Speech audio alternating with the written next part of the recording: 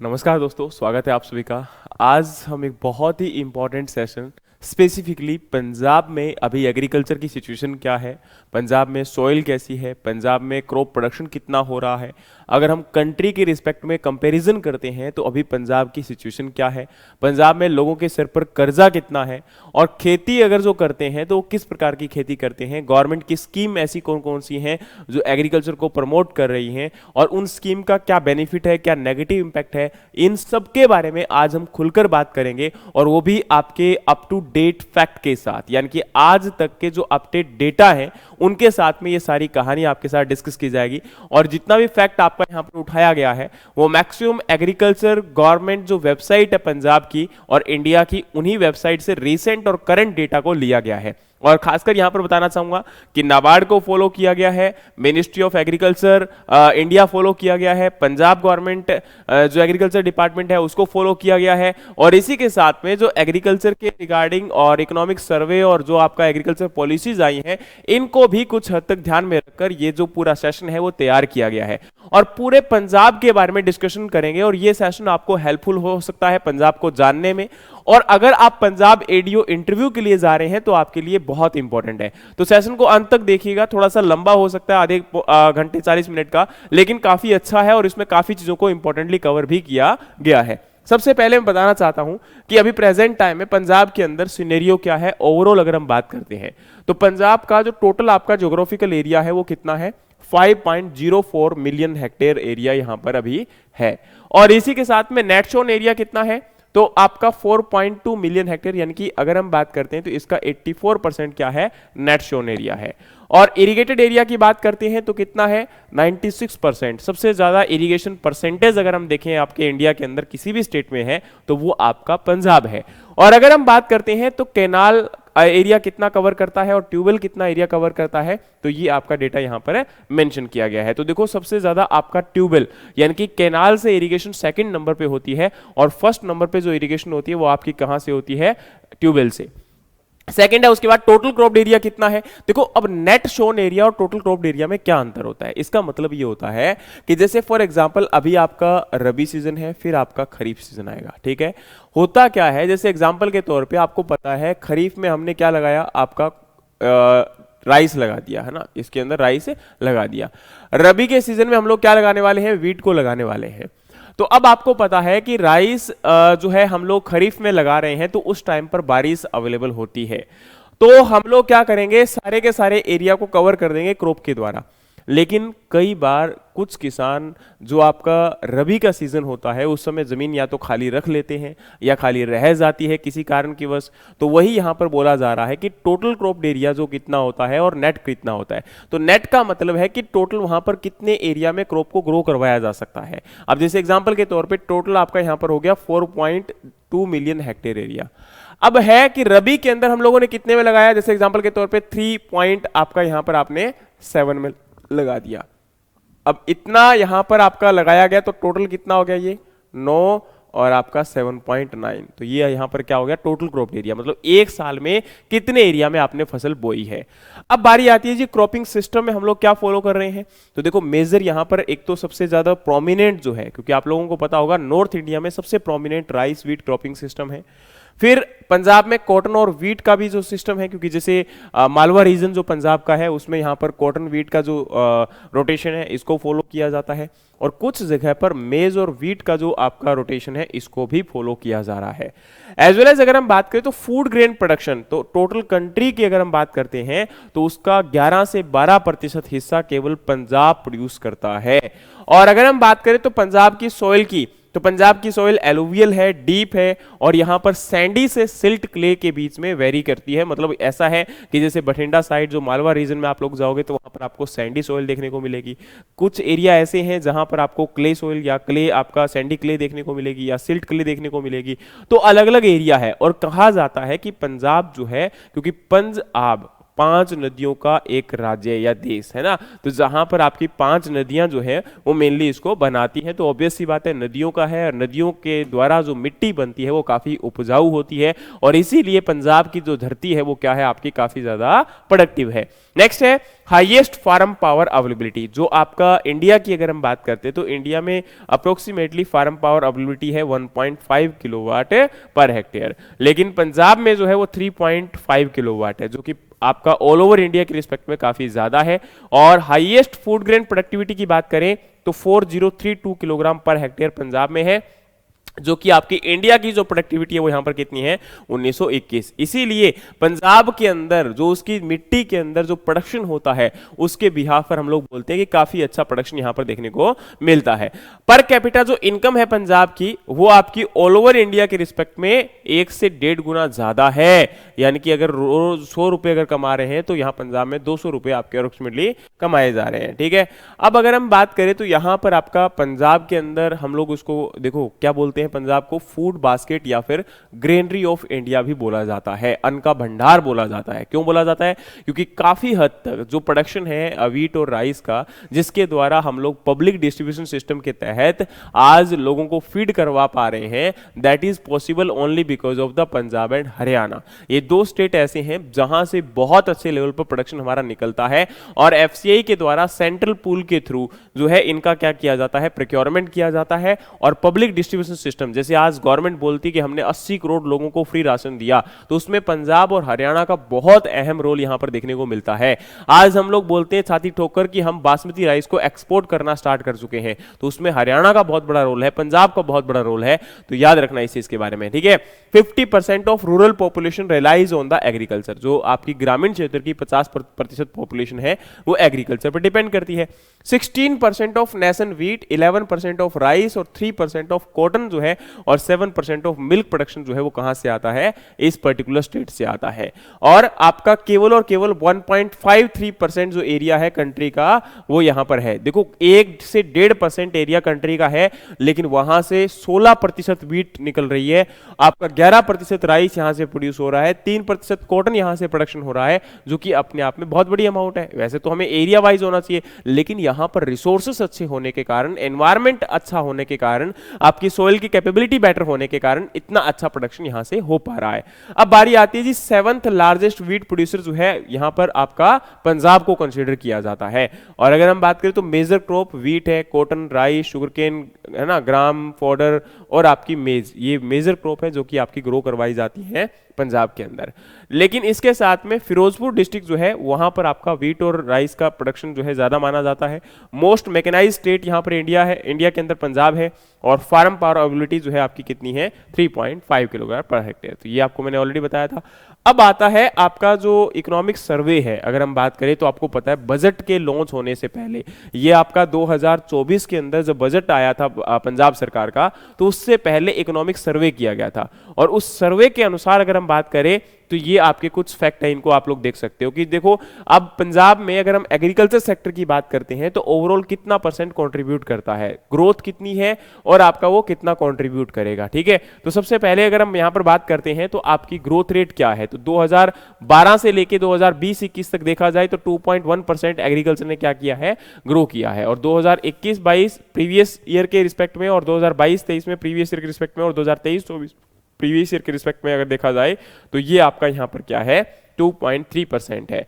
लेकिन जो शेयर है अब एग्रीकल्चर की अगर हम बात करते हैं तो ओवरऑल कितना परसेंट कंट्रीब्यूट करता है, तो जैसे फॉर एग्जांपल अगर हम बात करते हैं तो 2023-24 में लगभग 27%, जैसे पंजाब की अगर 100 रुपए की इनकम है तो उसमें 27 रुपए कौन दे रहा है, एग्रीकल्चर दे रहा है। बाकी अप्रोक्सीमेटली यहां पर कौन दे रहा है, इंडस्ट्री और सर्विस सेक्टर आपको प्रोवाइड कर रहे हैं। और इसी के साथ में 2023-24 की अगर हम बात करें तो मैंने क्या बोला, एग्रीकल्चर और अलाइड सेक्टर आपका 26.7% क्या देने वाला है, जीवीए में, एग्रीकल्चर में, पंजाब में कंट्रीब्यूट करने वाला है। और क्रॉप हस्बेंड्री यानी कि सबसे ज्यादा, अब जो ये 27% हम जिसका बात कर रहे हैं उसमें 14.28% किसका कंट्रीब्यूशन है, क्रॉप प्रोडक्शन का है, यानी कि सबसे ज्यादा क्रॉप प्रोडक्शन से, फिर लाइव स्टॉक से, इस प्रकार से हमारा क्या आता है, इनकम के अंदर शेयर आता है। अब आपकी बारी आती है जी। पंजाब आपका नेशनल फूड प्रोडक्शन और आपका प्रोक्योरमेंट के अंदर कल्टीवेशन में कितना कंट्रीब्यूट करता है? तो राइस की अगर हम बात करते हैं तो राइस लगभग 12% जो आपका अभी प्रेजेंट टाइम में अगर हम बात करें 22-23 के डाटा के अनुसार, तो आपका 12.89% इंडिया का टोटल राइस प्रोडक्शन कहां से होता है? पंजाब से होता है। और अप्रोक्सीमेटली 15% 14.82% जो है वीट प्रोडक्शन कहां से होता है जी? वो भी आपका पंजाब से होता है। और इसी के साथ में एरिया अंडर कल्टीवेशन, तो पंजाब की अगर हम बात करते हैं तो आपका 6.40% जो इंडिया का टोटल अगर हम बात करें तो इतना एरिया केवल और केवल पंजाब कवर करता है। और वीट के एरिया की बात करते हैं तो 11.57% जो एरिया है वो आपका इंडिया का वीट का यहां पर पंजाब में कवर होता है। और इसी के साथ में पंजाब अगर हम बात करते हैं तो मैंने अभी बताया पंजाब के अंदर अगर 100 रुपए इनकम है तो उसमें से 26.68 अभी प्रेजेंट टाइम में आ रही है और आने वाले टाइम में भी 27% के आसपास ही बोला जा रहा है। और एम्प्लॉयमेंट कितने लोगों को देता है? तो 100 अगर लोग हैं पंजाब में तो उनमें से टोटल आपका 24.64 लोगों को, अप्रोक्सीमेटली 25 लोगों को रोजगार कौन देता है? आपका एग्रीकल्चर देता है। और यहीं अगर हम बात करें तो ऑल इंडिया लेवल पर एग्रीकल्चर 18% कंट्रीब्यूट करता है जो देश की इनकम है उसमें। लेकिन अगर यहां पर देखा जाए तो एम्प्लॉयमेंट, आपको पता होगा इस बार के बजट में, इस बार के इकोनॉमिक सर्वे में बताया गया था कि एग्रीकल्चर जो है वो सबसे ज्यादा जो है एम्प्लॉयमेंट प्रोवाइड करवा रहा है लगभग 45% जनता को। तो सोच के देखो बहुत बड़ा कंट्रीब्यूट है यहां पर। तो आने वाले टाइम में हम लोग क्या कर सकते हैं? अब देखो यहां पर नेक्स्ट क्या है, Punjab contribute 31.22% of rice and 46.24% of wheat to India central pool. जो आपको यहां पर पता होना चाहिए कि अगर हम बात करें तो टोटल जैसे फॉर एग्जांपल हमारा 100 रुपया हम लोग देखते हैं, है ना, तो उसमें क्या हो रहा है, जैसे एग्जांपल के तौर पे यहां पर देखा जाए तो हमारा जैसे 100 किलोग्राम अगर राइस आपका एफसीआई ने क्या किया, स्टोर किया, तो उसमें से लगभग आपका 31 किलोग्राम राइस कहां से आता है? पंजाब से आता है। और अगर 100 किलोग्राम आपका वीट का अगर यहां पर क्या किया जा रहा है, कंट्रीब्यूट किया जा रहा है, तो उसमें लगभग 46% यहां पर वीट है, गेहूं है, वो क्या आ रहा है? आपका पंजाब से आ रहा है। और केवल 1.53% इंडिया का ज्योग्राफिकल एरिया जो है वो यहां पर आता है। तो सोचने वाली बात है ये, क्योंकि अब देखो यहां पर सबसे बड़ी चीज क्या होती है कि प्रेजेंट टाइम में इस बात को हमें समझना पड़ेगा कि कितना परसेंट इकोनॉमिक कंट्रीब्यूशन है, कितना परसेंट सेंट्रल पूल कंट्रीब्यूशन है। तो आपको ये डेटा आपको याद रखने हैं। क्यों याद रखने हैं? जैसे इंटरव्यू के अंदर एकदम से आपसे क्वेश्चन पूछ ले, या फिर आप मान के चलो इसको जनरल तौर पे एग्जाम में भी जा रहे हो तो वहां पर भी आप लोगों से क्वेश्चन पूछा जा सकता है। तो इसको आप याद करें क्योंकि यहां से आपको एक जनरल आइडिया लगता है तो कितना बड़ा यहां पर कंट्रीब्यूशन है। और अभी अगर हम बात करें तो पंजाब को हम लोग बार बार के अंदर अभी जैसे प्रोटेस्ट करते हैं और हम इन चीजों को गलत सही बोलते हैं, तो कई चीजें होती है। एक आप डेटा और सिनेरियो को देखोगे तब पता चलेगा कि सिचुएशन क्या होती है किसी भी स्टेट की। लेकिन हम लोग क्या करते हैं, आंकड़ों को बहुत कम देखते हैं। हम केवल धरातल की बातें नहीं करते हैं, हम बेसिर पैर की बातों को केवल आपका फोकस है करते हैं, जिससे आपका हमेशा नुकसान होता है। नेक्स्ट यहां पर अगर हम बात करें तो मैंने आपको अभी बताया था कि एम्प्लॉयमेंट शेयर कितना है, तो आपको बताया कि जैसे एग्रीकल्चर के अंदर हम बात करते हैं तो देखो पंजाब में सिचुएशन क्या है। पंजाब में एग्रीकल्चर आपका टोटल इनकम में एम्प्लॉयमेंट की अगर हम बात करते हैं तो 25 लोगों को रोजगार दे रहा है 100 में से। और यहां पर 100 में से 26-27 रुपए कहां से आते हैं? एग्रीकल्चर से आते हैं। और वहीं अगर इंडिया की बात करें तो इंडिया में आपका 45 से 46 रुपए, 46 जो है लोग डिपेंडेंट है एग्रीकल्चर के ऊपर, और यहां पर 18 रुपए जो है टोटल इनकम के अंदर कंट्रीब्यूट कर रहा है कौन? आपका। तो ये देखो ये बड़ा मतलब यहां पर मिसमैच है। यहां पर ठीक है, कोई दिक्कत नहीं, अच्छी बात है कि इतने लोग हैं, इतना ही आपका इनकम में कंट्रीब्यूशन कर रहे हैं, तो पैरेलल बात चल रही है। तो अभी इसको यहां पर इंप्रूवमेंट करने की रिक्वायरमेंट है हमारे ऑल ओवर इंडिया लेवल पर, जो कि अपने आप में वाकई में हमारी नीड भी है। अब अगर हम बात करें तो शेयर ऑफ सब सेक्टर, जो मैंने अभी आपको बताया था कि जैसे आपका 2011-12 में देखा जाए तो आपका क्रॉप प्रोडक्शन कितना कंट्रीब्यूट करता था, लाइवस्टॉक कितना करता था, और फॉरेस्ट्री कितना करता था, फिशिंग कितना करता था। अब यहां पर अगर हम बात करें तो प्रेजेंट टाइम में आपका यहां पर जो 2023-24 की कंडीशन है तो टोटल आपका क्रॉप से सबसे ज्यादा यहां पर क्या आ रही है? इनकम आ रही है। फिर उसके बाद लाइवस्टॉक से आ रही है, फिर आपका यहां से कहां से आ रही है? फॉरेस्ट्री से आ रही है, और फिर आपका फिशिंग में आ रही है। तो देखो अगर देखा जाए तो फिशिंग का काफी हद तक एरिया और शेयर परसेंटेज इंक्रीज हुआ है, और फॉरेस्ट्री का जो है वो काफी हद तक डिक्रीज हुआ है, और यहां पर देखा जाए तो लाइवस्टॉक ने भी काफी इंप्रूवमेंट किया है, और आपका फूड ग्रेन प्रोडक्शन ने काफी डिक्रीज किया है। इसका मतलब यहां पर डाइवर्सिफिकेशन की तरफ कुछ हद तक तो जा रहा है। देखो डेटा शो करता है। हमेशा कोई भी बात आप लोग जब बोलते हो ना, उसको समझने की कोशिश करो कि यहां पर क्या बताया जा रहा है। अब फॉरेस्ट्री का है, इसका मतलब यहां पर एनवायरमेंट पर वाकई में घास गिरने वाली है ना, एनवायरमेंट के ऊपर इंपैक्ट पड़ा है। फॉरेस्ट्री से कभी भी अगर इनकम कम हो रही है तो इसका मतलब फॉरेस्ट एरिया क्या हो गया है, डिक्रीज हो गया है। समझ में आ रहा है कि नहीं आ रहा है? तो ये भी इंपॉर्टेंट चीज है यहां पर। अब दूसरी बात क्या है, 7.87% of total registered factories in food processing industry sector in country are in Punjab. अगर हम बात करें तो देश में अगर 100 फूड प्रोसेसिंग इंडस्ट्री है तो उसमें से 7 कहां पर है, पंजाब में है। और नेक्स्ट है, Punjab is the fourth highest share surpassed by the Andhra Pradesh, Tamil Nadu and the Telangana. अगर हम सबसे ज्यादा आपकी इंडस्ट्रीज की बात करते हैं जो फूड प्रोसेसिंग है, वो सबसे ज्यादा आंध्र प्रदेश, फिर तमिलनाडु, फिर तेलंगाना, तो चौथे नंबर पर कहां पर है जी, आपके पंजाब में है, जो कि अपने आप में अगेन यहां पर एक बड़ा रोल प्ले करता है। फिर आपका ये नाबार्ड का डेटा है जिसके अकॉर्डिंग बताया जा रहा है कि अभी अगर हम बात करते हैं तो ग्रामीण क्षेत्र में जो लोग रहते हैं अभी आपका, तो वो 89%, और सेमी अर्बन में जो है आपका यहां पर कंट्रीब्यूशन जो है वो 11% है। और स्टेट वाइज अगर हम एग्रीकल्चर और नॉन एग्रीकल्चर हाउस होल्ड की बात करें तो पंजाब के अप्रोक्सीमेटली 36% लोग क्या है, एग्रीकल्चर में एंगेज है, और नॉन एग्रीकल्चर में बात करें तो 64% है। ये नाबार्ड का अभी का डेटा है, अक्टूबर के महीने रिपोर्ट आई थी 2024 में, है ना। नेक्स्ट है आपका एवरेज हाउस होल्ड साइज। तो एक घर में लगभग कितने मेंबर रहते हैं, तो 4.5 मेंबर बोला जा रहा है कि लगभग एक घर में रहते हैं। अब 4.5 का मतलब ये नहीं कि आधे काट के रहते हैं, इसका मतलब है कि ऑन एन एवरेज जब हम लोग देखते हैं ना। चलिए, अब जैसे एग्जांपल के तौर पे किसी घर में आपके 6 लोग रहते हैं, किसी घर में 3 लोग रहते हैं, ठीक है, और किसी घर में आपके 5 लोग रहते हैं, और किसी घर में फिर आपके 6 लोग रहते हैं, फिर 7 रहते हैं। अब मान के चलो टोटल घर कितने हो गए, यहाँ पर 5 हो गए, 1 2, अब यहाँ पर 3 और 4 5, 6 6 12, 6 18, और 6 24, 24 और 3 27, तो 27 हो गए टोटल मेंबर, घर हो गए 5। तो हम लोग यहां पर क्या बात करेंगे, 5 5 25 और 5 4, तो 5.4, यानी कि 5.5 लोग यहां पर एक घर में रहते हैं लगभग, है ना। तो उसी के अकॉर्डिंग यहां पर 4.5 मेंबर क्या है, एक घर के अंदर लगभग रहते हैं, ठीक है। तो नेक्स्ट हम बात करें तो आपका एग्रीकल्चर लैंड और इनकम कितनी है पंजाब में, ये भी आपका किसका डेटा है, यहां पर नाबार्ड का है। तो क्या बोलता है नाबार्ड कि proportion of agriculture house hold reporting leased land, यानी कि लीज्ड इन और लीज्ड आउट से कितना यहां पर आपका जो है कंट्रीब्यूशन हो रहा है, और प्लस में average size of land possessed by the agriculture house hold. तो आपका लगभग 1.1 हेक्टेयर एरिया क्या है, एक किसान के पास अवेलेबल है। ये आपका यहां पर जो है ऑन एन एवरेज दिखाया जा रहा है, एवरेज साइज जो लैंड होल्डिंग साइज है वो कितना है एक किसान के पास, और एवरेज मंथली इनकम कितनी है एक किसान की। तो आपका ओवरऑल इनकम यहां पर है 21,842, लेकिन एग्रीकल्चर हाउस होल्ड जो आपके एग्रीकल्चर पर डिपेंडेंट है उनकी इनकम है 31,433 रुपए। अब आपका पंजाब में ये सबसे ज्यादा है, सेकंड नंबर पे हरियाणा है, थर्ड नंबर पे केरला है, किसके अंदर एग्रीकल्चर में जो इनकम आपकी आती है। और उसी के साथ में इंसिडेंस ऑफ इंडेटनेस जो है अमंग हाउस होल्ड की बात करें तो 48%, यानी कि लगभग 48% जो लोग हैं वो आपके कर्जे के अंदर हैं। अब यहां पर एक बात सोचने वाली क्या है, देखो पर कैपिटा इनकम जो है एग्रीकल्चर में सबसे ज्यादा कहां पर है, पंजाब में है, सेकंड नंबर पे हरियाणा है। अब आप लोगों ने देखा भी होगा कि मैक्सिमम प्रोटेस्ट में जो इंक्लूड होते हैं वो भी यही लोग होते हैं। अब यहां पर इन लोगों को थोड़ा सा अवेयरनेस है एमएसपी के बारे में, इन लोगों को पता है मार्केट के बारे में, इन किसानों को पता है आपका एग्रीकल्चर में रिसेंट ट्रेंड्स के बारे में, और इसीलिए ये लोग आपका बढ़ चढ़कर इन चीजों को फोकस भी करते हैं। अगर गवर्नमेंट किसी प्रकार की भी नेगेटिव पॉलिसी जिससे आपका आने वाले टाइम में किसानों को नुकसान हो सकता है, उसके अगेंस्ट में ये खड़े हो जाते हैं। और ये चीज कहीं ना कहीं अच्छी बात भी होती है, लेकिन बार बार इन चीजों को अगर हम लोग इग्नोर करेंगे तो आने वाले टाइम में काफी ऐसी प्रॉब्लम जो है हमें फेस करने को मिल सकती है। अब अगर हम बात करें तो यहां पर आपका पॉवर्टी और डेटनेस का क्या कहानी है, तो 34% ऑफ मार्जिनल फार्मर। अब देखो मार्जिनल फार्मर वो होते हैं जिनके पास आपका 1 हेक्टेयर से भी कम जमीन होती है। तो यहां पर ज्यादातर जो 1 हेक्टेयर से कम जमीन जिनके पास होती है वो ज्यादातर आपके पॉवर्टी लाइन से बिलो में बिलोंग करते हैं, और उनमें से 34% जो आपके फार्मर हैं वो किस में है, पॉवर्टी लाइन से बिलो है, तो मतलब बिलो पॉवर्टी लाइन है। और आपका यहां पर 20% ऑफ स्मॉल फार्मर, जैसे 1 to 2 हेक्टेयर, जिनके पास 1 से 2 हेक्टेयर जमीन है।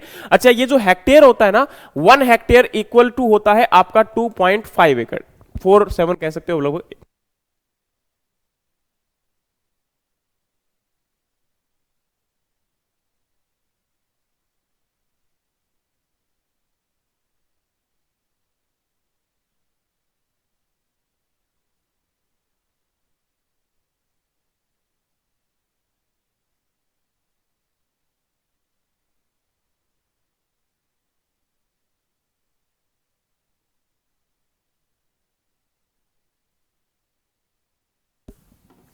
तो अभी क्या है कि आपका 89% ऑफ फार्मर जो है वो डेट में है, और टोटल यहां पर 70,000 करोड़ रुपीस से लेके 1 लाख करोड़ रुपए जो है आपका यहां पर है, कह सकते हैं कि कर्जा आपको देखने को मिलेगा। ठीक है, तो मतलब ये आपकी जो है यहां पर प्राइवेट ट्रेडर इसके अंदर इंक्लूड नहीं है, प्राइवेट लैंडर जो होते हैं जैसे आड़तिया वगैरह, वो इसमें अभी इंक्लूड है नहीं है, वो एक्सक्लूड है। यानी कि अभी अगर हम बात करें तो 70,000 से लेके 1 लाख करोड़ तक का कर्जा है किसानों के ऊपर आपके पंजाब के अंदर, और 89% जो टोटल फार्मर है उनका क्या है यहां पर है, वो कर्जे में है। नेक्स्ट यहां पर क्या है, each farmer family owe about the 2.95 lakh, the highest in India. यानी कि हर फार्मर फैमिली को अगर देखा जाए तो लगभग 3 लाख का कर्जा यहां पर किसान फैमिली के, किसान परिवार के ऊपर है। ठीक है, अब आपकी बारी आती है जी average cropping intensity in Punjab.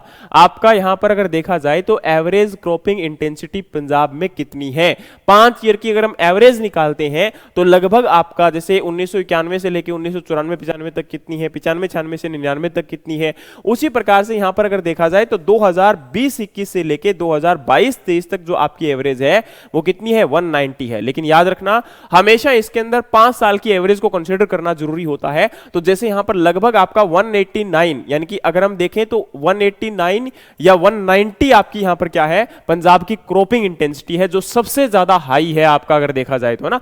अब यहां पर अगर हम बात करें तो स्टेट वाइज जो pattern of land use cropping intensity, handbook of statistics of Indian states, RBI director of land records Punjab, यानी कि ये डेटा अगर आप लोग देखोगे तो 1 2 3 4 जगह से डेटा ये आपका मैच किया गया है, उसके बाद इस डेटा को, इस रिपोर्ट को आपके सामने पब्लिश किया गया है। इसी के साथ में अगर हम बात करें तो आपका क्रॉप वाइज अगर आपका percentage share of crop area की बात करते हैं, है ना। देखो अब आपका यहां पर क्या है, क्रॉप वाइज कितना शेयर हो रहा है टोटल अगर हम बात करते हैं तो देखो पहले क्या था, पैडी 1960 की बात करते हैं जब ग्रीन रेवोल्यूशन, हरित क्रांति आई थी, तो उस समय आपका 1960 और 61 के अंदर पैडी का कंट्रीब्यूशन 4.8 था और वीट का कंट्रीब्यूशन 27.3 था, जो कि अभी 22-23 के अंदर कन्वर्ट होकर कितना हो गया है, पैडी आपका 40% और वीट आपका 44.9%। और देखिए यहां पर पल्सेस को आप लोग देखोगे तो 19.1% कंट्रीब्यूशन था और 2022-23 के अंदर 0.2 रह गया है।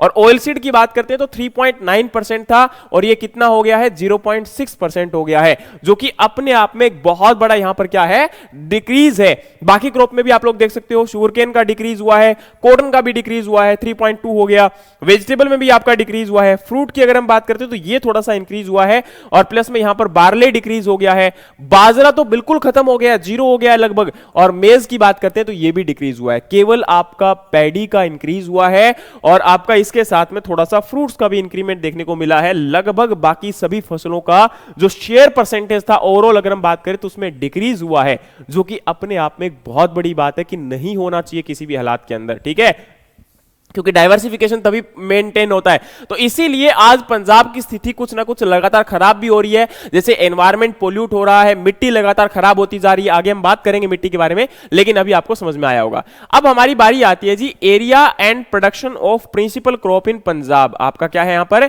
Area and production of principal crop in Punjab. तो अब आपका यहां पर क्या है, जैसे फूड ग्रेन की बात करें, सीरियल्स की बात करें, राइस की बात करें, व्हीट की बात करें, मेज की बात करें, pulses, gram, other pulses, oil seed, groundnuts, oil seeds, है ना। तो यहां पर क्या है, ये आपकी अलग अलग क्रॉप है जिनका टोटल प्रोडक्शन यहां पर कितना है। तो प्रोडक्शन अगर आपको रिक्वायरमेंट हो इस डेटा की तो आप लोग इसको यहां से निकाल सकते हो कि अभी प्रेजेंट टाइम में 2021-22 और 2022-23 के प्रोविजनल डेटा के अनुसार कितना प्रोडक्शन हुआ है। आप लोग देखोगे तो प्रोडक्शन में अप्रोक्सीमेटली यहां पर आपका जो है पल्सेस का काफी डिक्रीज हो गया है पिछले साल के मुकाबले, मेज का काफी डिक्रीज हुआ है, इसी के साथ में ग्राम, अदर पल्सेस, इनका जो एरिया है वो डिक्रीज हुआ है, और इवन दो कॉटन तो आपका बहुत कम हो गया है, ठीक है, जो कि अपने आप में एक जो है नेगेटिव पॉइंट यहां पर आपके सामने आता है। तो ये एरिया और प्रोडक्शन था। इसी के साथ में बात करें तो आपका प्रोडक्टिविटी की बात करते हैं तो पंजाब की प्रोडक्टिविटी पंजाब में हर एक लेवल पर हाई है। जैसे हम सीरियल की बात करें तो सीरियल की लगभग आपकी दुगनी है पंजाब के अंदर, 2321 किलोग्राम आपकी पर हेक्टेयर है इंडिया के अंदर, और वही आपका पंजाब में है 43 क्विंटल लगभग, है ना। और अगर हम बात करें तो यहां पर आपका 944 यानी कि 9 क्विंटल 44 किलोग्राम आपका है पर हेक्टेयर इंडिया की, और वही आपकी 12 क्विंटल के आसपास पास है कहां पर आपका पंजाब में। और वहीं अगर हम बात करें तो 1362 किलोग्राम है ऑयल सीड की इंडिया में और 1537 यानी कि 15 क्विंटल के लगभग आपका पर हेक्टेयर में यहां पर कहां पर है आपका, ये अगेन आपको बात करूंगा कि ये पंजाब में है। तो आपका पल्सेस में, ऑयल सीड में, सीरियल में अगर हम देखें तो काफी हाई प्रोडक्टिविटी है पंजाब की, क्योंकि पंजाब की मिट्टी, पंजाब का एनवायरमेंट, पंजाब के अंदर वाटर क्वालिटी, ये सब बेटर है। तो अगर हम देखें तो कंपैरेटिवली बहुत अच्छा प्रोडक्शन यहां से निकल के आ सकता है आने वाले टाइम में। और भी इसमें अपॉर्चुनिटी जो हमने पहले ग्रीन रेवोल्यूशन के टाइम पर देखी थी वही अब यहां पर भी हम लोग दोबारा ऑब्जर्व कर सकते हैं, देख सकते हैं। अब बारी आती है जी crop wise yield in Punjab in kilogram per hectare. क्या बोला गया कि क्रॉप वाइज जो यील्ड है पंजाब के अंदर वो किलोग्राम पर हेक्टेयर के अकॉर्डिंग बात करें तो देखो राइस में, व्हीट में, मेज, शुगरकेन, कॉटन की अगर हम बात करते हैं तो यहां पर जरूरी होता है कि आपका ईयर वाइज जो डेटा है, आपका ईयर वाइज जो यहां पर आपका अगर हम बात करें तो ये आपका प्रोडक्शन कितना निकल कर आया है ये आपके सामने है। तो इसको आप लोग यहां पर, और ये आपकी यील्ड है, मतलब सॉरी पर एकड़ कितनी है, पर हेक्टेयर कितनी यील्ड आई है, ठीक है। तो इसको जरूर आप लोग देख सकते हैं अगर आपको रिक्वायरमेंट है इस डेटा की। तो अब हमारी बारी आती है जी हॉर्टिकल्चर की। तो हॉर्टिकल्चर में अगर हम देखें तो अभी प्रेजेंट टाइम में गवर्नमेंट के द्वारा एक तो अटारी इंस्टीट्यूट आपका एस्टेब्लिश किया जा रहा है आईसीआर के द्वारा, ताकि जो पोस्ट ग्रेजुएट इंस्टीट्यूट है हॉर्टिकल्चर रिसर्च और एजुकेशन के अंदर उसको अमृतसर में डेवलप किया जा सके। और दूसरी बात मैं करूंगा कि 5 यहां पर सिट्रस एस्टेट बनाए गए हैं और ये आपके कौन कौन से हैं, भूंगा, बादल, अबोर, टालीवाला, जट्टा, और इनके अंदर अप्रोक्सीमेटली 43,646 हेक्टेयर कवर किया गया है और लगभग 8,174 रजिस्टर्ड फार्मर इसमें रजिस्टर किए गए हैं। टॉप फ्रूट और यील्ड की बात करें 2022-23 में तो हाईएस्ट प्रोडक्शन जो है वो किन्नू का हुआ है, सेकंड गुआवा का हुआ है और थर्ड आपका मैंगो का हुआ है। और यहां पर अगर हम हाईएस्ट यील्ड की बात करें तो बनाना की सबसे ज्यादा यील्ड है, फिर आपकी ग्रेप की है, फिर किन्नू की यील्ड यहां पर सबसे ज्यादा देखने को मिली है। और फ्रूट प्रोडक्शन ग्रोथ की बात करें तो ग्रोथ रेट पिछले कई सालों के मुकाबले में पियर यानी कि नाशपाती की सबसे ज्यादा है, फिर आपका पल्म और फिर यहां पर स्वीट ऑरेंज का थर्ड नंबर पर आपको देखने को मिलेगा। अब बारी आती है जी area production and yield of horticulture crop. Area production yield and area production and yield of horticulture crop. तो एरिया प्रोडक्शन एंड यील्ड, तो ये आपका हॉर्टिकल्चर क्रॉप का डेटा है। आप लोग इसको भी अपने नीड के अकॉर्डिंग अगर यूज करना चाहते हो तो कर सकते हो, ठीक है, जो कि आपके लिए काफी इंपॉर्टेंट हो सकता है अलग अलग आपके एग्जाम के लिए। जैसे एसडीओ वगैरह का एग्जाम अगर आपका आता है या कल को हॉर्टिकल्चर सुपरवाइजर एग्जाम आता है तो उनके लिए इंपॉर्टेंट हो जाएगा। वहीं अगर हम बात करें तो एलाइड सेक्टर का कॉन्ट्रीब्यूशन भी काफी अच्छा है। पिछले सालों के मुकाबले अगर देखा जाए तो मिल्क का प्रोडक्शन काफी हद तक इंक्रीज हुआ है, इसी प्रकार से नंबर ऑफ एग भी काफी इंक्रीज हुए हैं, ठीक है। मीट का जो प्रोडक्शन है वो भी आपका कहीं ना कहीं 2017-18 के मुकाबले तो काफी डिक्रीज हुआ है, लेकिन फिर भी ठीक है ऑन एन एवरेज। और वही आपका वूल का प्रोडक्शन भी डिक्रीज हुआ है, क्योंकि वो ऑब्वियस सी बात है जो आपके वुलिन जो प्रोडक्शन करने वाले एनिमल्स हैं उनका यहाँ पर उत्पादन उतना नहीं होता है। अब यहाँ अगर हम बात करें तो एग जो हमारे कंट्री इंडिया की बात करें तो 101 एग इंडिया के अंदर क्या है अभी आपका पर कैपिटा अवेलेबल है। जो पंजाब की बात करें तो ये डेटा आपका 200 यानी कि इंडिया के मुकाबले पंजाब में ज्यादा है। और वहीं अगर हम बात करें तो पर कैपिटा अवेलेबिलिटी मिल्क की अगर हम बात करते हैं तो 2022-23 में पंजाब की 1283 है, जो कि आपकी इंडिया के कंपैरिजन में 3 गुना ज्यादा है, जो कि अपने आप में बहुत बड़ा एक डेटा यहां पर आपके सामने आता है। वहीं अगर हम डिस्ट्रिक्ट वाइज रेनफॉल की बात करते हैं तो ये भी आपका इंडियन मेट्रोलॉजिकल डिपार्टमेंट का डेटा है। बारिश सबसे ज्यादा कहां होती है तो बारिश सबसे ज्यादा रूपनगर के अंदर देखने को मिलती है, रोपड़ जहां पर बोलते हैं, एसएस नगर, मोहाली, उसके बाद कपूरथला है ना, गुरदासपुर, लुधियाना, ठीक है, एसबीएस शहीद भगत सिंह नगर जो आपका नवा शहर है, उसके बाद पटियाला। तो ये आपका रिकॉर्ड है और ये रिकॉर्ड जो डेटा है वो 2022 का है, लास्ट डेटा यही है। 2023 का अभी तक आपका डेटा नहीं सामने आया है, लेकिन ये आप इसको याद कर सकते हो ऑन एन एवरेज एक याद रखने के लिए, ठीक है। इसी के साथ में ट्रेंड इन फर्टिलाइजर कंजप्शन, अगर फर्टिलाइजर की बात करें तो पंजाब में क्या सिचुएशन है। 1970-71 में फर्टिलाइजर का यूज जो था वो 37.5 किलोग्राम पर हेक्टेयर था और 1990-91 के अंदर यही डेटा आपका क्या हो गया 162.6 किलोग्राम पर हेक्टेयर हो गया, जो कि नेशनल की एवरेज के कंपैरिजन में दुगना था। और 2010-11 के अंदर ये 243 किलोग्राम पर हेक्टेयर पहुंच चुका था और 2022-23 के अंदर थोड़ा सा डिक्रीज हुआ है 240.4 किलोग्राम, क्योंकि आजकल जैसे कहीं ना कहीं सोइल हेल्थ कार्ड स्कीम की बात करते हैं या फार्मर की बात करें तो फार्मर भी काफी हद तक अवेयर हुए हैं। लेकिन आज भी अगर हम बात करें तो जो फर्टिलाइजर का यूज रेशो है रिकमेंडेशन जो है वो आपकी 4:2:1 की होती है, लेकिन पंजाब में आज भी हम 30:8:1 के रेशियो में हम लोग क्या कर रहे हैं, इसका एप्लीकेशन कर रहे हैं। कंपैरेटिवली अगर फर्टिलाइजर यूज की बात करते हैं तो Punjab fertiliser consumption per hectare has consistently remained well above the national average since the green revolution. Green revolution के बाद हमारा जो नेशनल एवरेज का ऑन एन एवरेज की बात करते हैं तो उसके कंपेरेटिव में आज भी फर्टिलाइजर कंजप्शन इंडिया की बहुत पंजाब की बहुत ज्यादा है इंडिया की नेशनल एवरेज के कंपेरिजन में। और ये आपका ट्रेंड है यहां पर 1970 से लेके आपका अभी तक का 2022 तक का, ठीक है। उसी के साथ में अगर हम बात करते हैं तो आपका नेक्स्ट है इम्बैलेंस। तो इम्बैलेंस मैंने अभी आपको बताया कि आइडियल एनपीके रेशियो जो रिकमेंडेड होता है वो 4:2:1 होता है, यानी कि नाइट्रोजन, फास्फोरस और आपका पोटास। लेकिन इंडिया की बात करें तो इंडिया में 2021-22 के अनुसार ये आपका था 7.7, 3.1 और 1 ये आपका, और 2021-22 में ये था 23.5, 5.4 और 1, यानी कि अप्रोक्सीमेटली बहुत ज्यादा। और अभी सिचुएशन है वो आपकी है आई थिंक सो 2022-23 के डेटा के अनुसार है वो आपकी है 30:8:1 का रेशियो है, जो कि अपने आप में अगेन हाई है, जो कि वाकई में यहां पर जो है अगर हम नेशन की भी बात करें तो भी आपका 4 गुना है, और अगर हम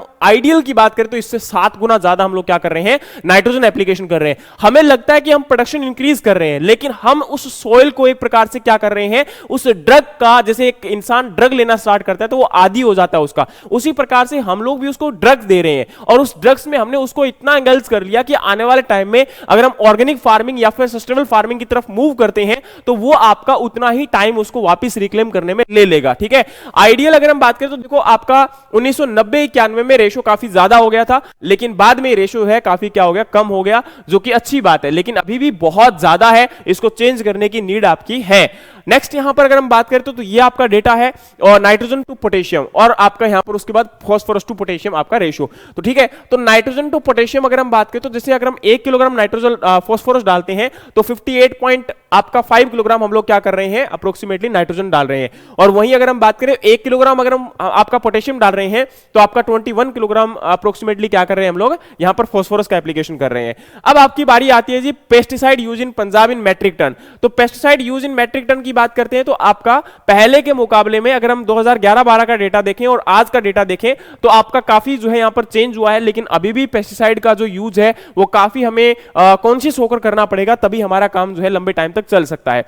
फिर आपकी बारी आती है जी percentage share of total electricity sold going for the agriculture purpose. अब एग्रीकल्चर पर्पज के लिए अगर हम बात करें तो टोटल कितनी इलेक्ट्रिसिटी यहां पर यूज हो रही है, तो देखो इंडिया में अगर हम बात करें तो टोटल इलेक्ट्रिसिटी का 21% एग्रीकल्चर में यूज हो रहा है, लेकिन पंजाब में 30% यूज हो रहा है 2011-12 में। और आज हम 2021-22 की बात करें तो ये हमारा डेटा 20% है इंडिया का, 24% है किसके लिए, आपका पंजाब की। और आपको बताना चाहता हूं कि पंजाब के अंदर इलेक्ट्रिसिटी किसानों के लिए क्या है, फ्री है, बिल्कुल फ्री इलेक्ट्रिसिटी प्रोवाइड करती है। और दूसरी तरफ आपका यहां पर पंजाब गवर्नमेंट के द्वारा एक स्कीम रन की गई है, पानी बचाओ पैसे कमाओ योजना। तो पानी बचाओ पैसे कमाओ योजना के अंदर क्या है, गवर्नमेंट ने एक तो पहला यह काम किया कि लाइट को दिन में देना स्टार्ट कर दिया। दूसरी बात क्या हुई कि उनके लिए एक मैक्सिमम लिमिट डिसाइड कर दी कि 4 किलोवाट आप लोग जो है यूज कर सकते हो। तो अगर आप उस मैक्सिमम लिमिट को कंज्यूम नहीं करते हो, उससे कम कंज्यूम करते हो, तो उस केस में किसानों को आपका रिबेट मिलेगा, उनको जो है इनकम मिलेगी, उनको जो है जितनी यूनिट वो कम आपका खर्च करेंगे पर किलोवाट के अकॉर्डिंग उनको 4 रुपए मिलेंगे, जो कि अच्छी बात है। तो यहां पर क्या होती है कि आपका एक लिमिट डिसाइड कर दी गई, और इस लिमिट से ज्यादा कम आप जितना यूज करोगे, जैसे फॉर एग्जांपल आपको बोला गया कि आप 100 यूनिट मैक्सिमम यूज कर सकते हो, और अगर आपने इसमें से बचा लिया, जैसे आपने यहां पर 90 यूनिट को यूज किया, तो बाकी आपकी 10 यूनिट के लिए आपको 40 रुपए मिल जाएंगे। तो जिससे क्या होता है कि जैसे पहले किसान क्या करते थे, आपका मोटर जो है, क्योंकि आपको पता होगा आजकल जो ट्यूबवेल होते हैं उनके ऊपर जो पंप होते हैं, सबमर्सिबल पंप, वो आपके मोबाइल से ऑपरेट हो जाते हैं। तो आपका किसान उनको रन करके भूल जाता था। अब किसान क्या करेगा, क्योंकि उसको पैसा मिलेगा तो वो वहां पर जाएगा भी, वो उनको आइडेंटिफाई भी करेगा, और उससे उनको जो है इनकम में भी इंक्रीज होगा, और साथ में जो इलेक्ट्रिसिटी है उसकी बचत होगी, और जो ग्राउंड वाटर लगातार डिप्लीट हो रहा था वो भी आपका डिक्रीज हो जाएगा। और अभी जो है पानी जो है वो आपका नाइट में करने की बजाय दिन में कर दिया, क्योंकि पहले क्या होता था, जैसे फॉर एग्जांपल इलेक्ट्रिसिटी अगर नाइट में आती है तो किसान चलाकर उसको भूल जाता था या फिर सो जाता था, लेकिन अभी क्या होगा, दिन में तो मोस्टली फार्मर जागते होते हैं, तो उसी लिए यहां पर क्या है कि आपका इनकी लाइट की जो है इलेक्ट्रिसिटी जो अवेलेबिलिटी है वो दिन में कर दी गई है, स्पेसिफिकली आपका जो सबमर्सिबल पंप या मोटर की जो अवेलेबिलिटी है उसके लिए, एग्रीकल्चर पर्पस के लिए। नेक्स्ट हमारी बारी आती है जी agriculture loan disbursed during the year. Agriculture loan कितना डिस्बर्स हुआ है, तो यहां पर आपका क्रॉप लोन और टर्म लोन है, ठीक है। टर्म लोन मतलब जो आपका लंबे टाइम के लिए लिया जाता है, 5 साल 10 साल की, ट्रैक्टर वगैरह जो बड़ी मशीनरीज होती है उनको परचेज करने के लिए। लेकिन क्रॉप लोन जो आपका केसीसी वगैरह के अंडर में आता है, तो ये यहां पर आपका डेटा है, इसको आप लोग याद कर सकते हो, ठीक है। और ये इसकी अगर बात करते हो तो ये पूरा डेटा आपके सामने है, जिसके अंदर आपका क्रॉप लोन और टर्म लोन आपका नेक्स्ट अभी रिसेंट जो लिया गया था उसके अकॉर्डिंग 2022 का डेटा। अब आपकी बारी आती है जी इरिगेशन। तो सोर्स ऑफ इरिगेशन सबसे बड़ा क्या है, पंजाब में ट्यूबवेल है। लगभग 78% एरिया जो है इरिगेट होता है ट्यूबवेल से, और 22% एरिया होता है जी आपका कैनाल से। और ये डेटा 2021-22 के मुकाबले क्या है आपका यहां पर शो किया गया है। फिर अगर हम बात करें तो ट्यूबवेल में अगर हम बात करते हैं तो आपका यहां पर इंडिया में देखा जाए तो इंडिया में ट्यूबवेल 50% है आपका कंट्रीब्यूट करता है टोटल इरिगेशन में, 26% कैनाल कंट्रीब्यूट करती है। फिर आपके वेल यानी कि जो कुएं होते हैं, कच्चे कुएं पहले बने होते थे उनके द्वारा, और टैंक से 3%, और बाकी रिमेनिंग आपका 9% कंट्रीब्यूट करता है, ठीक है। और उसी के बाद अगर हम बात करें तो आपका यहां पर पंजाब के अंदर मेजर 7 कैनाल हैं जो कि पंजाब को इरिगेट करने में हेल्प करती हैं। Sirhind canal system, Bist Doab canal system, upper Bari Doab canal, और Sirhind feeder system, eastern canal system, Bhakra main line system, और आपका सानेदार कैनाल सिस्टम। लेकिन अभी पंजाब के अंदर एक और भी मालवा कैनाल को प्रपोज किया गया है, जिसका आपका जो है इमरजेंस होगा यहां पर हरिके जो आपकी यहां पर नदी है, हरिके जो आपका एक आपका बनाया गया वहां से आपका क्या होगा, इसका स्टार्टिंग होगा, और उसके बाद में अप्रोक्सीमेटली 7 डिस्ट्रिक्ट से होते हुए 3 डिस्ट्रिक्ट को इरिगेट करने का काम करेगी। और इसकी अगर हम बात करते हैं तो टोटल आपका कॉस्ट कितना है, तो देखो प्रोजेक्ट की कॉस्ट है 2300 करोड़, लेंथ इसकी है 150 किलोमीटर आपका, और लैंड अगर हम बात करें तो लगभग कितने लैंड को इरिगेट करेगी, ये 2 लाख एकड़ को इरिगेट करेगी ये लगभग, है ना। और वहीं अगर हम बात करें तो आपका 3 डिस्ट्रिक्ट फिरोजपुर, फरीदकोट और मुक्तसर, इन एरिया को इरिगेट करने का काम किया जाएगा। लेकिन अभी तक ये क्या है आपकी प्रपोज में है, और आपको बताना चाहता हूं कि लगभग इसमें 2000 से 3000 क्यूसेक पानी आपका जो आएगा। और वहीं अगर हम बात करें तो इसके साथ में ही आपको पता होगा एक तो राजस्थान कैनाल है, राजस्थान फीडर जिसको बोलते हैं या इंदिरा गांधी कैनाल बोलते हैं, और एक इसके साथ में आपकी है सरहिंद फीडर, ठीक है। इन दोनों से ये 2000 क्यूसेक पानी इसमें क्या है आपका आने वाला है, जो कि आपका लगभग अगर हम बात करें तो आपका राजस्थान कैनाल से काफी कम है, और जो आपकी सरहिंद फीडर है उसके कैनाल के पानी से आपका काफी कम है। वहीं अगर हम बात करते हैं तो आपका नंबर ऑफ ट्यूबवेल अगर हम देखें तो कितने है, तो नंबर ऑफ ट्यूबवेल आपका 2 प्रकार के हैं, एक डीजल ऑपरेटेड है और एक आपका इलेक्ट्रिसिटी ऑपरेटेड है। तो यहां पर डीजल ऑपरेटेड जो था वो पोल्यूशन को काफी नुकसान करता था, यानी कि अगर हम एनवायरमेंट की बात करें तो काफी नुकसान करता था, पोल्यूशन काफी ज्यादा कर रहा था। तो अभी क्या है, डीजल ऑपरेटेड काफी कम हो गए हैं 2022-23 के अंदर, और इलेक्ट्रिसिटी ऑपरेटेड काफी ज्यादा हो गए हैं वो। लेकिन वहीं पर इलेक्ट्रिसिटी का जो यूज है वो भी क्या हो गया, बढ़ गया, क्योंकि आजकल जो सबमर्सिबल पंप है वो इलेक्ट्रिसिटी पे चलते हैं, ठीक है। लेकिन जो पहले हम लोग डीजल पंप को यूज करते थे वो आपका नुकसान तो ज्यादा करता था एनवायरमेंट को, लेकिन पानी कम निकालता था। लेकिन अब ये पानी ज्यादा निकालता है, और नुकसान जो है वो यहां पर आपका एनवायरमेंट को तो नहीं बोलूंगा, ये भी कह सकता हूं कि डायरेक्टली आपका जो है ग्राउंड वाटर क्या होता जा रहा है, डिप्लीट होता जा रहा है। तो अल्टीमेटली एनवायरमेंट का यहां पर क्या है, नुकसान है। फिर हम बात करते हैं कि आपका अभी सब्सिडी जो है वो कितनी दी जा रही है, तो सब्सिडी का ट्रेंड काफी लगातार बढ़ा है, जो कि अपने आप में एक नेगेटिव पॉइंट है। अगर हम क्रॉप डाइवर्सिफिकेशन चाहते हैं तो पंजाब गवर्नमेंट को ये जो सब्सिडी है आपकी इलेक्ट्रिसिटी के ऊपर, इसको बिल्कुल आपका नेग्लिजिबल करना पड़ेगा या कम करना पड़ेगा, तभी हम लोग जो है डाइवर्सिफिकेशन की तरफ क्या कर सकते हैं, प्रमोट कर सकते हैं। अब बारी आती है जी ग्राउंड वाटर एक्सट्रैक्शन, अगर हम बात करते हैं तो रेंज कितनी है, तो उसी के अकॉर्डिंग आपका जो है पंजाब में देखा गया कि आपका 24% वाटर जहां से एक्सट्रैक्ट होता है, और कुछ एरिया ऐसा भी है जहां से 368% वाटर एक्सट्रैक्ट होता है। तो 24% की बात करें तो धर आपका जो यहां पर अगर हम बात करें तो कलान ब्लॉक आपका जो पठानकोट का है उसमें, और 368% जो पतरा ब्लॉक है पटियाला का, उसमें से पानी एक्सट्रैक्ट किया जा रहा है। तो जहां पर पानी बहुत कम रह चुका है, जैसे पंजाब के अंदर आपके 44 ब्लॉक ऐसे देखे गए हैं जहां पर पानी आपका 200% से भी ज्यादा एक्सट्रैक्ट किया गया है, उनको बोला गया है कि वहां पर पानी का बहुत ज्यादा ओवर एक्सप्लोटेशन हो रहा है, और उनको ऑरेंज जोन में डाला गया है। और फिर उसके बाद जहां पर आपका 100% से 200% पानी एक्सट्रैक्ट किया जा रहा है, वो 65 ब्लॉक है, उनको येलो जोन में डाला गया है। और आपके 29 ब्लॉक है जहां पर पानी आपका 100% से कम आपका जो है एक्सट्रैक्ट किया जा रहा है, वो ग्रीन जोन में आपके डाले गए हैं, सेफ जोन में डाले गए हैं। अब यहां पर जिस जिस प्रकार से जोन का आपका नाम मिला उसी के अकॉर्डिंग वहां पर आपके एफर्ट भी लगाए जा रहे हैं कि कैसे वहां पर ग्राउंड वाटर के एक्सट्रैक्शन को कम किया जाए। जैसे अभी एग्रीकल्चर पॉलिसीज आई थी तो उसमें आपके कुछ ब्लॉक्स के अंदर पैडी की सोइंग जो थी वो उसको बैन करने की रिकमेंडेशन जो है वो आपकी दी गई थी पंजाब गवर्नमेंट को। आगे इंप्लीमेंटेशन क्या होता है बाद की बात है, लेकिन ये मैनेजमेंट प्रैक्टिसेस लगातार गवर्नमेंट के द्वारा की जाती है। वहीं अगर हम बात करें तो आपका यील्ड कंपैरिजन हम लोग वीट और पैडी में देखें तो आपके पंजाब के अंदर आप लोग देख सकते हो 2021-22 के अंदर हाईएस्ट यील्ड जो है वो आपकी नॉन ग्रोइंग एरिया जो कोटकपूरा है वहां पर देखी गई थी ब्लॉक फरीदकोट के अंदर, और लोवेस्ट देखी गई थी आपकी यहां पर कहां पर तलवाड़ा ब्लॉक जो कि होशियारपुर और कांडी एरिया के अंदर है।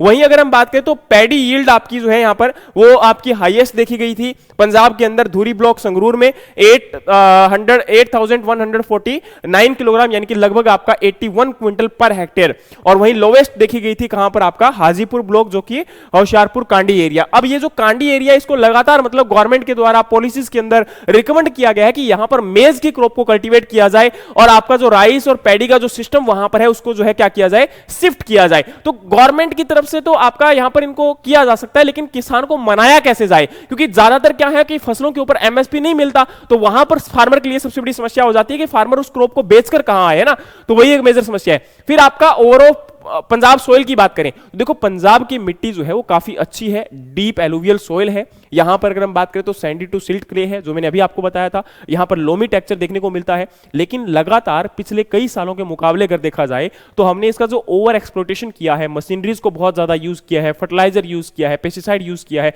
उसकी वजह से अभी पंजाब की सोइल के अंदर एक तो सरफेस क्रस्टिंग जो सरफेस के ऊपर एक हार्ड लेयर बनना स्टार्ट हो गई है, दूसरा यहां पर है कि सोइल कॉम्पैक्ट हो चुकी है, इरोजन ज्यादा होना स्टार्ट हो गया है, मिट्टी के अंदर आपका अगर हम देखें तो कटाव बहुत ज्यादा बढ़ चुका है, हार्ड पैन फॉर्म होना स्टार्ट हो चुका है। वहीं अगर हम बात करें तो वाटर लॉगिंग, सैलिनिटी और सोडिसिटी की समस्या है, पानी भर जाता है। जैसे अगर हम बात करें तो मुक्तसर साइड आपने एरिया देखा होगा जो आपका लोलैंड एरिया कहीं ना कहीं कंसीडर करते हैं, है ना, तो जहां पर वाटर लॉगिंग की कंडीशन है, जहां पर पानी भरा हुआ है, या फिर आपकी सैलिनिटी मतलब वहां पर सॉल्ट बहुत ज्यादा है, कैल्शियम, मैग्नीशियम, कार्बोनेट, बाइकार्बोनेट, इनकी कंसंट्रेशन बढ़ चुकी है, और सोडिसिटी मतलब सोडियम का अमाउंट बहुत ज्यादा बढ़ चुका है। और पिछले कई सालों के अंदर गवर्नमेंट ने भी ट्राई किया है कि जैसे सोडिसिटी को डिक्रीज करने के लिए जिप्सम के यूज को इंक्रीज किया है, और कैसे वहां पर आपका इस प्रॉब्लम को सॉल्यूशन दे सकते हैं। ऑर्गेनिक मैटर लगातार डिप्लीट हुआ है क्योंकि हमने टीलेज को बहुत ज्यादा बढ़ा दिया है, न्यूट्रिएंट इंबैलेंस हो चुके हैं सॉइल के अंदर, और आपका जो क्रॉप का रेजिड्यू है वो डिकम्पोज हमने करना बंद कर दिया या फिर बहुत स्लो डिकम्पोज होना स्टार्ट हो गया है। अब देखो सॉइल इश्यूज को लेकर, जैसे सॉइल आपकी सैलाइन सॉइल और सोडिक सॉइल है, उनको लेकर पंजाब गवर्नमेंट के द्वारा आपको या फिर जो एग्रीकल्चर डिपार्टमेंट है उनके द्वारा रिकमेंडेशन भी आती है और कुछ आपके प्रिकॉशन मेजर भी लिए गए हैं। जैसे यहाँ पर आपका एक तो इरिगेशन जो है वो पुअर क्वालिटी हो चुकी है क्योंकि पानी के अंदर सॉल्ट आपका ज्यादा आता है, तो उसी से आपकी सोइल क्या हो रही है, सैलाइन हो रही है, और उसके साथ में आपका सोडियम अगर अमाउंट है तो एल्कलाइन हो रही है, तो उसी को इंप्रूव करने की आवश्यकता है। दूसरी तरफ हमारा जो पानी का ग्राउंड वाटर टेबल है वो लगातार क्या हो रहा है, वो चेंज हो रहा है, तो यहां पर हमें आपका वाटर को मैनेज करने की आवश्यकता है। दूसरी बात करें तो रेक्लामेशन एफर्ट क्या हो सकते हैं, तो 31,000 हेक्टेयर एरिया जो है वो हम लोग क्या कर सकते हैं, रिक्लेम यहां पर किया जा चुका है 20,000 टन जिप्सम के साथ में, 2010-11 के डेटा के अनुसार की बात हो रही है। और वहीं अगर इरोजन की बात करें तो वाटर इरोजन आपका जो पानी के साथ मिट्टी बह के चली जाती है, विंड इरोजन यानी कि हवा के साथ मिट्टी बह के चली जाती है, तो ये जो कंडीशन है ये आपको कहां पर देखने को मिलती है, जैसे विंड इरोजन देखने को मिलेगा बठिंडा साइड, मानसा साइड, है ना, लेकिन वहीं अगर हम बात करें तो आपका जो कांडी एरिया है वहां पर आपको वाटर इरोजन देखने को मिलेगा। और नेक्स्ट हम बात करें तो वाटर लॉगिंग आपको जो है सबसे ज्यादा कहां पर देखने को मिलेगी, फिरोजपुर, फाजिलका, मुक्तसर और फरीदकोट के अंदर, है ना, पानी वहां पर भर जाता है और चारों ओर पानी भरा रहता है। सेम का जो एरिया आपका होता है वो कहीं ना कहीं यही होता है जहां पर पानी लगातार लगभग भरा रहता है, तो इन एरिया के अंदर हम लोग जो है सफेदा, यूकलिप्टस को ग्रो करवा सकते हैं, पैडी को ग्रो करवा सकते हैं।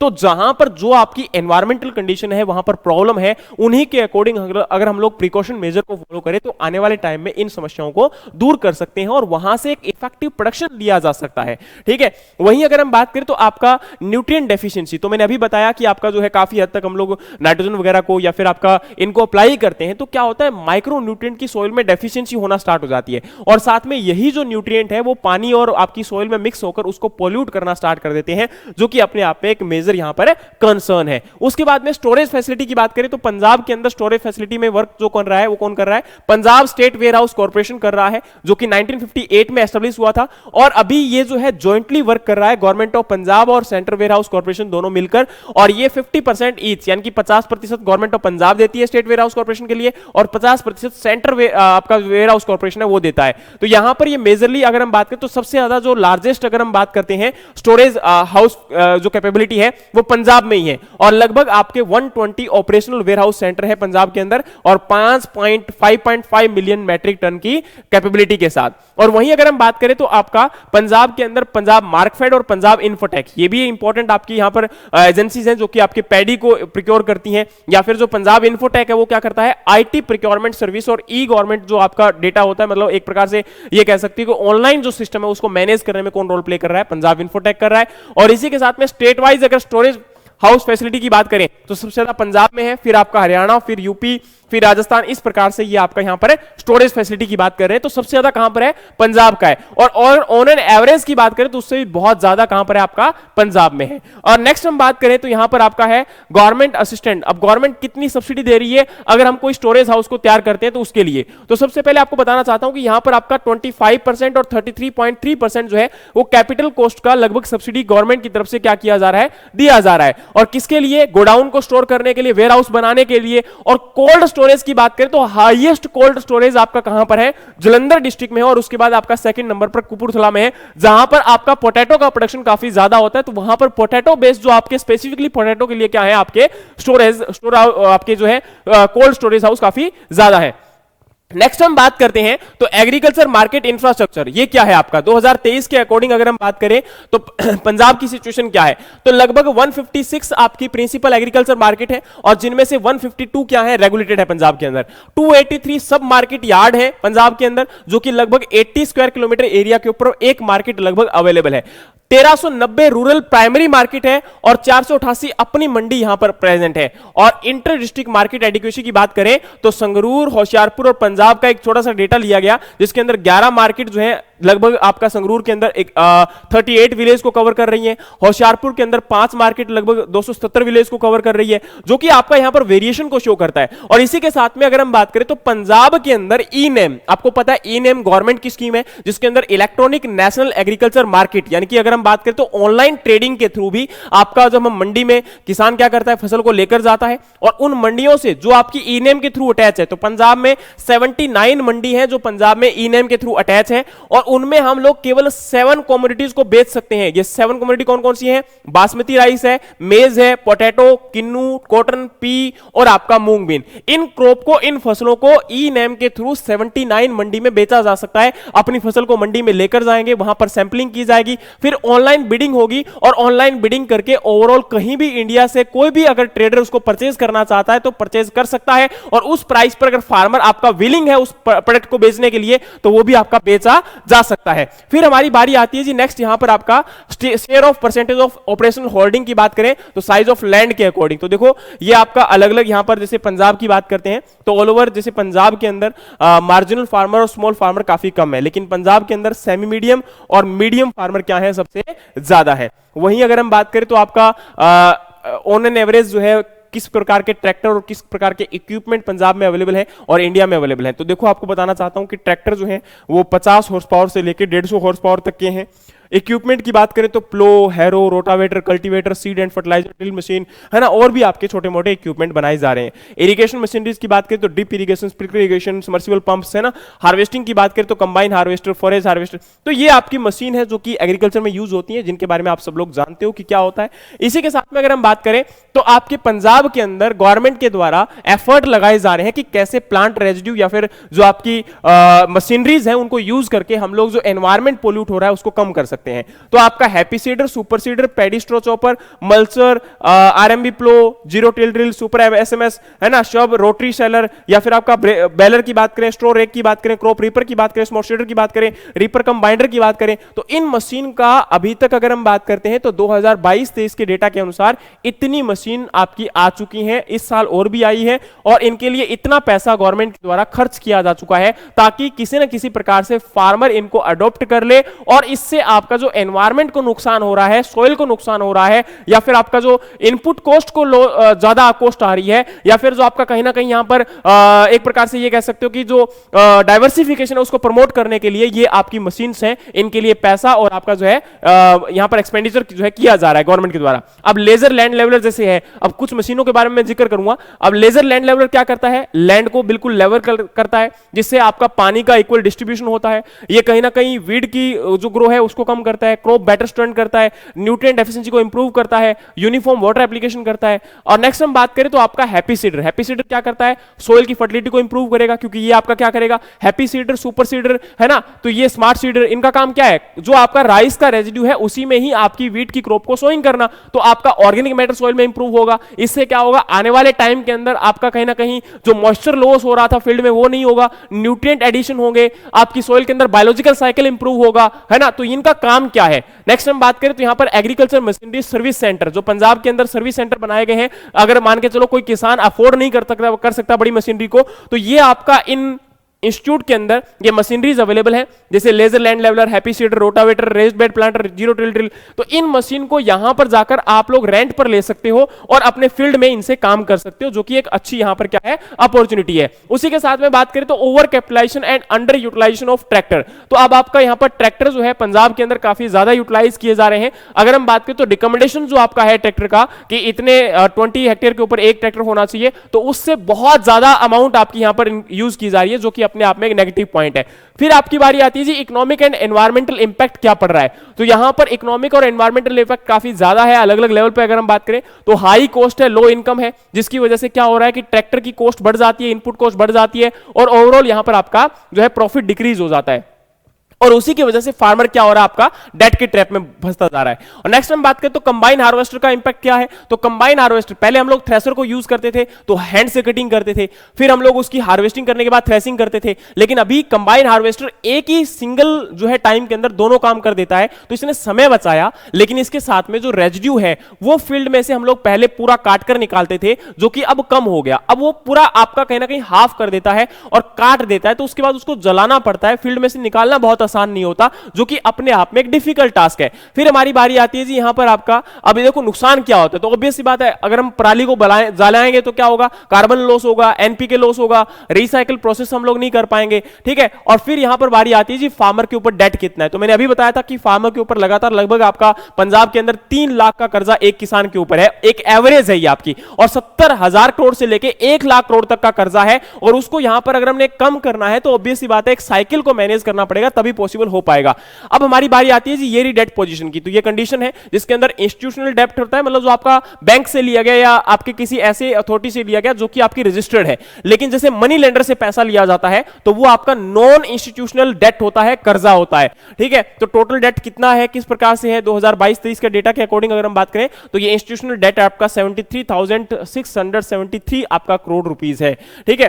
फिर हमारी बारी आती है जी फार्मर डेट में फंसकर क्या करता है, फांसी लेता है या फिर आपका सुसाइड करता है, तो ये सुसाइड का आपका रेशियो है, आप लोग देख सकते हो इसको, तो नंबर ऑफ सुसाइड आपकी अलग अलग डिस्ट्रिक्ट्स में कितनी हुई है, कितना सॉरी आपका कितने सुसाइड आपके पंजाब के अंदर हुई है, और ये 2020 तक का डेटा है, 16,000 लगभग 17,000 सुसाइड आपकी पंजाब में की जा चुकी है। अब यहां पर आप लोग क्या कर सकते हो, सस्टेनेबिलिटी को कैसे मेंटेन कर सकते हो, तो यहां पर क्या है कि जो स्मॉल फार्मर मैकेनाइजेशन होती है, इनके पास पैसा कम होता है, इंफॉर्मेशन कम होती है, लैंड होल्डिंग साइज छोटा होता है, और यहां पर अगर हम बात करें तो इनके पास स्कीम कई बार जो गवर्नमेंट अगर स्कीम रन करती है तो वो नहीं पहुंच पाती है, और इसी के साथ में हमारा रिस्क जो टेकिंग कैपेबिलिटी होती है वो इनमें बहुत कम होती है। तो गवर्नमेंट का आपका कहीं ना कहीं एक रिस्पॉन्सिबिलिटी बनता है कि इन किसानों के लिए आपका कैपिटलाइजेशन, जिससे कि पैसा कम कर्ज पर अवेलेबल हो, साथ में अगर हम बात करें तो इनको इंफॉर्मेशन प्रोवाइड करवाई जाए, आपके एक्सटेंशन प्रोग्राम को लगाए जाए, उनको प्रॉपर अवेयर किया जाए, नई टेक्नोलॉजी के बारे में बताया जाए, गवर्नमेंट की नई पॉलिसीज क्या आ रही है उनके बारे में बताया जाए, और उनके रूरल और जो आपका ओवरऑल डेवलपमेंट है उसके ऊपर फोकस किया जाए, उनकी एजुकेशन, उनकी हेल्थ, या फिर आपके जो किसान ऑलरेडी कर चुके हैं उनसे उनको जो है रूबरू करवाया जाए, उनको लाइव एग्जांपल दिखाए जाए, तभी पॉसिबल हो सकता है कि फार्मर इस चीजों को अडॉप्ट कर सकते हैं। अब गवर्नमेंट की कुछ पॉलिसीज हैं और उनके अकॉर्डिंग पंजाब में क्या नुकसान हो रहा है, क्या फायदा हो रहा है, ये सब बातें करेंगे। तो पंजाब फार्मिंग सिस्टम में अगर हम बात करें तो सबसे ज्यादा याद आपको रखना कि पंजाब में सबसे ज्यादा मशीन का यूज किया जाता है, पता है आपको, अभी बताया था मैंने। दूसरी है पंजाब के अंदर राइस और व्हीट सिस्टम है, और यहां पर इंटेंसिव इनपुट, मतलब हम इनपुट को बहुत ज्यादा अप्लाई करते हैं और स्टबल को क्या करते हैं, बर्निंग करते हैं, प्लांट रेजिड्यू जो बच जाता है उसको हम आग लगा देते हैं। तो यहां पर सबसे पहली बात है कि आपका जो लैंड है ना, अब यहां पर लैंड होल्डिंग साइज तो कम है, जिसकी वजह से क्या होता है, वहां पर हम लोग ज्यादा इनपुट अप्लाई करके वहां से ज्यादा रिटर्न गेन करने की कोशिश करते हैं, जिससे क्या होता है कि ओवरऑल इनपुट आपकी यहां पर बहुत ज्यादा बढ़ जाती है और यहां पर लैंड का या फिर जो भी रिसोर्सेस होते हैं उनका ओवर एक्सप्लॉइटेशन होता है, और जो कि अपने आप में नुकसान है। दूसरा, हम लोगों ने जिन क्रॉप को ग्रो करवाना स्टार्ट किया है, जैसे हमने राइस और व्हीट को ग्रो करवाना स्टार्ट कर दिया, तो जिससे क्या होता है कि आपका इन कॉस्ट को हम आइडेंटिफाई नहीं कर सकते, पानी की कॉस्ट को आइडेंटिफाई नहीं कर सकते हो, लेकिन यहां पर इसके यूज के ऊपर भी कोई रिस्ट्रिक्शन नहीं है। लेकिन ये धीरे धीरे आपका क्या करता जा रहा है, आपका ग्राउंड वाटर डिप्लीट होता जा रहा है और ओवरऑल आपका एक नेचुरल रिसोर्स लगातार डिक्रीज होता जा रहा है। और फिर हमारी बारी आती है जी एनर्जी। तो हमें, आपको पता है, इलेक्ट्रिसिटी के ऊपर बहुत ज्यादा सब्सिडी मिल रही है पंजाब के अंदर, तो वो सब्सिडी कम करनी पड़ेगी, अदरवाइज क्या होगा, उसका इंपैक्ट हमें लंबे टर्म तक आपके पानी के ऊपर देखने को मिलेगा। आपके फील्ड के अंदर जो हम क्रॉप आज ग्रो करवा रहे हैं, राइस और व्हीट जैसी क्रॉप, इनको हम लोग लंबे टाइम तक ग्रो नहीं करवा पाएंगे और फिर हम लोग शायद मिलेट को भी ग्रो करवाने में सक्षम ना हो, क्योंकि मिट्टी इतनी ज्यादा खराब हो जाएगी मैकेनाइजेशन की वजह से, ओवर आपके वाटर यूटिलाइजेशन की वजह से, फर्टिलाइजर की यूज की वजह से, तो वो नहीं हो पाएगा। फिर हमारी बारी आती है जी कैपिटल, तो पैसा नहीं है। और नेक्स्ट यहां पर है फर्टिलाइजर, तो फर्टिलाइजर तो ऑब्वियस सी बात है, आज है क्यों ज्यादा यूज कर रहा है, तो हमें सब्सिडी मिल रही है इस वजह से, तो सब्सिडी को कम करना पड़ेगा। कॉस्ट प्राइस यहां पर आपका जो है एमएसपी कुछ ही क्रॉप पर मिलता है, जैसे व्हीट और राइस, तो बाकी क्रॉप पर भी एमएसपी की रिक्वायरमेंट होनी चाहिए, ताकि ये आपका ओवरऑल राइस और व्हीट के ट्रैप में से फार्मर बाहर निकल सके। तो यहां पर मेजरली हमारा जो राइस और व्हीट का हाई प्रोडक्शन हो रहा है, उसको आपको कहीं ना कहीं पंजाब में से शिफ्ट करके दूसरी स्टेट में भी लेकर जाना पड़ेगा, ताकि इनके ऊपर बर्डन एकदम से कम हो। क्योंकि आज भी अगर हम बात करें तो क्रॉप डाइवर्सिफिकेशन की जब बात आती है, तो उस टाइम पर सबसे बड़ी दिक्कत यह आती है कि इतनी बड़ी पॉपुलेशन को फीड कैसे करेंगे, तो उसके लिए कहीं ना कहीं हमें बाकी स्टेट्स में भी अपॉर्चुनिटीज देखना पड़ेंगे, और साथ में जो मिलेट्स हैं उनके बारे में लोगों को पॉपुलरिटी अवेयर करना पड़ेगा कि कैसे हम इनको यूटिलाइज कर सकते हैं। ऑयल सीड और पल्सेस के ऊपर हमारी जो डिपेंडेंसी है वो दूसरी कंट्रीज के ऊपर लगातार बढ़ती जा रही है, तो हमें वो भी तो डिक्रीज करनी है ना, हम वो भी तो पैसा कहीं ना कहीं इन्वेस्ट कर रहे हैं ना, तो हम शायद और राइस और व्हीट जो आज हमारे पास बल्क में स्टोरेज हो चुके हैं उनको भी प्रॉपर्ली यूटिलाइज किया जा सकता है। लेकिन सबसे बड़ी दिक्कत यह है कि हम लोग इनको यूटिलाइज कहां पर करें, स्टोरेज हाउस फैसिलिटीज को कैसे इंप्रूव करें,